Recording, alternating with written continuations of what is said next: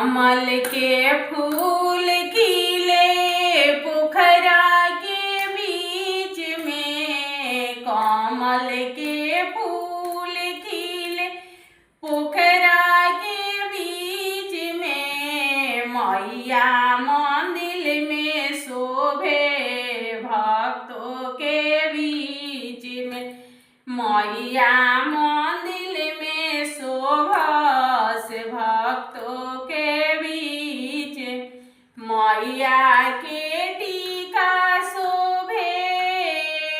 मांगों के बीच में, मैया के टीका शोभे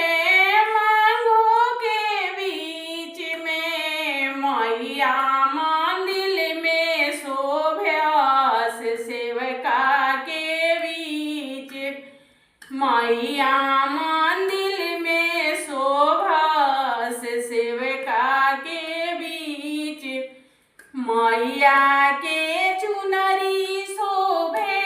डाँड़ों के बीच में, मैया के चुनरी शोभे डाँड़ों के बीच में, मैया मंदिर में शोभस सेवका के बीच,